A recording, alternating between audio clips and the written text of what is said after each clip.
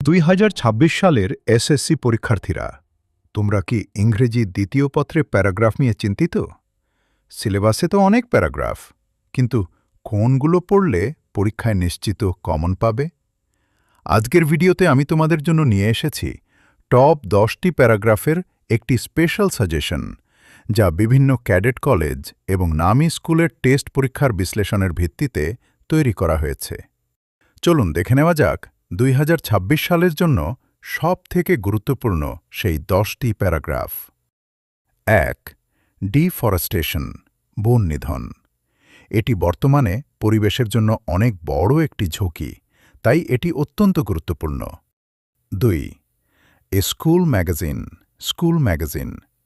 প্রায় প্রতি বছরই কোনো না কোনো বোর্ডে এটি এসে থাকে। 3. এ বুক ফেয়ার, বইমেলা। সাম্প্রতিক বছরগুলোতে এই প্যারাগ্রাফটি বেশ জনপ্রিয়। 4. এনভায়রনমেন্ট পলিউশন, পরিবেশ দূষণ। এটি একটি চিরকালীন গুরুত্বপূর্ণ বিষয়। 5. এ রেনি ডে, একটি বর্ষণমুখর দিন। সহজ, কিন্তু পরীক্ষায় আসার সম্ভাবনা অনেক বেশি। 6. এ স্ট্রিট হকার, একজন রাস্তার হকার।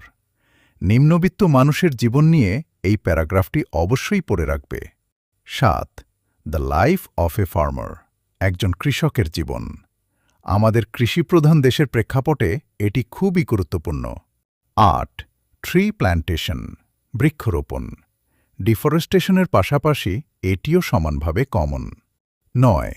এ উইন্টার মর্নিং, একটি শীতের সকাল। ঋতুভিত্তিক প্যারাগ্রাফের মধ্যে এটি শীর্ষে। 10. এ টি স্টল, একটি চায়ের দোকান। খুব কমন একটি টপিক, যা প্রায়ই পরীক্ষায় দেখা যায়।